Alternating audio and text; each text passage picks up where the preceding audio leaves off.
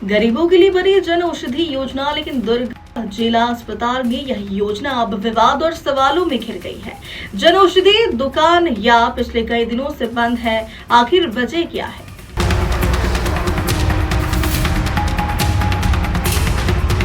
उनको मैंने कई बार नोटिस भी दिया है इस बात को लेके कि जन औषधि नहीं खुल रहा है, उसकी वजह से ना बाकी के जो पेशेंट लोग हैं उनको महंगी दवाइयाँ बाहर से लेनी पड़ रही है। इतना ज़्यादा पानी अंदर टपकता है और ऐसी जगह से टपकता है कि उसमें कभी भी जान एवं माल की हानि का खतरा बराबर बना रहता है। कभी भी शॉर्ट सर्किट से दुकान में आग लग सकती है, करंट पूरे दुकान में फैल जाता है, जिसके कारण से मेरा एक बार सीसीटीवी खराब हो चुका है। शॉप खोली गई थी, किन कारणों से बंद है उसका पता लगवा करके उसको चालू कर।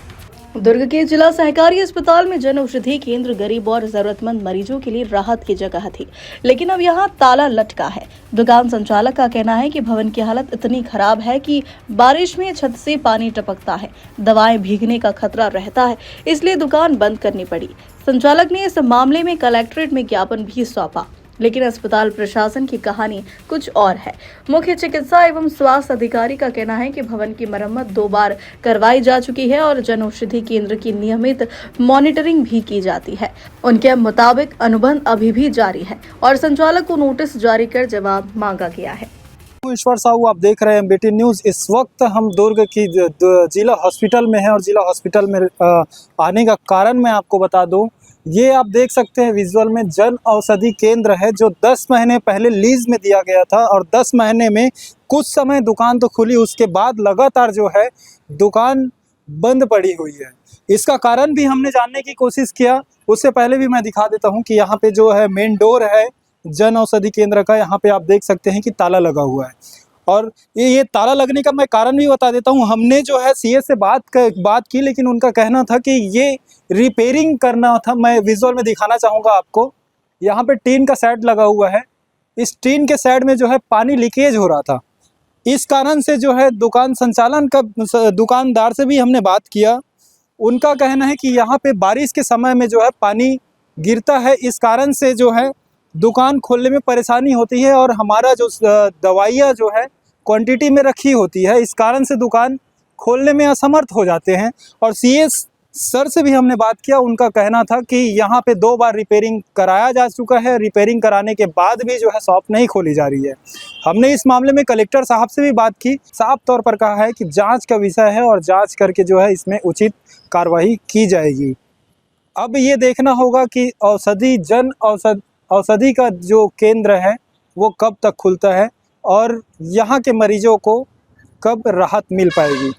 उनको मैंने कई बार नोटिस भी दिया है इस बात को लेके कि जन औषधि नहीं खुल रहा है, उसकी वजह से ना बाकी के जो पेशेंट लोग हैं उनको महंगी दवाइयाँ बाहर से लेनी पड़ रही है। जो हमारे हॉस्पिटल में ऑलरेडी अवेलेबल होता है हम प्रोवाइड करवा ही रहे हैं।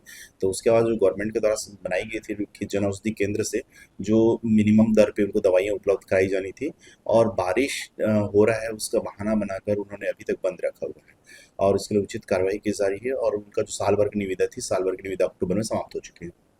इसका मॉनिटरिंग मेरे द्वारा ही किया जाता है। तो इसकी जैसा कि मैंने देखा इस डॉक्यूमेंट्स में, उसकी जो निविदा की अवधि थी वो 1 वर्ष तक समाप्त हो गया है। उसके लिए दूसरी निविदा निकाली जाएगी। जब मैंने अप्रैल में चालू किया था, लिख के दिया था कि मैं आज दिनांक से विधिवत चालू कर रहा हूँ, उसके अगले महीने से ही जब थोड़ी सी बारिश होती है, पानी चारों तरफ से इतना ज़्यादा पानी अंदर टपकता है और ऐसी जगह से टपकता है कि उसमें कभी भी जान एवं माल की हानि का खतरा बराबर बना रहता है। कभी भी शॉर्ट सर्किट से दुकान में आग लग सकती है, करंट पूरे दुकान में फैल जाता है, जिसके कारण से मेरा एक बार सीसीटीवी खराब हो चुका है। एसी मैंने 3 बार रिपेयर करा चुका हूँ। वो बोलता है कि पानी अंदर आता है, आपकी जब एसी चालू रहती है पानी अंदर आता है, शॉर्ट सर्किट हो जाते हैं, इसलिए आपकी एसी खराब हो जाती है। वो 3 बार मैं रिपेयर करा चुका हूँ अपने खर्चे से।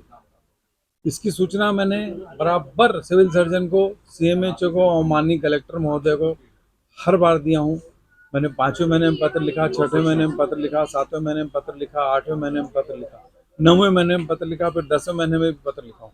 कंटिन्यू 6 माह से मेरे द्वारा पत्राचार किया जा रहा है, परंतु मेरे को पत्राचार का केवल 1 बार जवाब आया, वो भी व्हाट्सएप के माध्यम से कि हमने रिपेयरिंग करा ली है, आप दुकान चालू कर लीजिए। जैसे उनका पत्र आया, वो व्हाट्सएप के माध्यम से, लिखित में कोई सूचना नहीं थी, मैंने तुरंत दूसरे दिन से दुकान प्रारंभ करवाया। लेकिन उसी दिन शाम को हुई तेज बारिश में पहले से भी ज़्यादा पानी अंदर आने लगा। लड़का आया, बोले भैया दुकान में करंट आ रहा है, ऐसी स्थिति में मैं किसी भी हालत में नहीं बैठूंगा, कभी भी आग लग सकती है, कभी भी कोई भी जान माल की हानि हो सकती है। शॉर्ट सर्किट के कारण आग लगना एकदम सामान्य और मामूली बात है।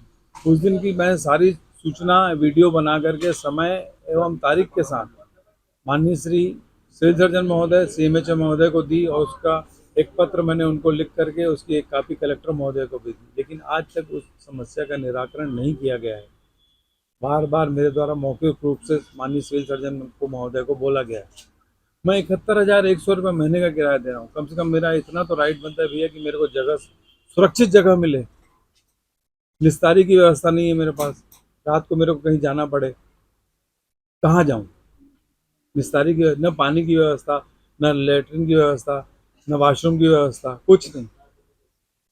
जबकि उसके संबंध में भी मैं कई बार बोल चुका हूँ, लिख के भी दे चुका हूँ और हर पत्र की कॉपी माननीय कलेक्टर महोदय जो कि जीवनदीप समिति के पदेन सदस्य अध्यक्ष होते हैं उनको दिया है। हर बार हर पत्र का एक कॉपी उनको दी है, लेकिन आज तक किसी प्रकार की कोई उसमें सुधार कार्य नहीं किया गया है।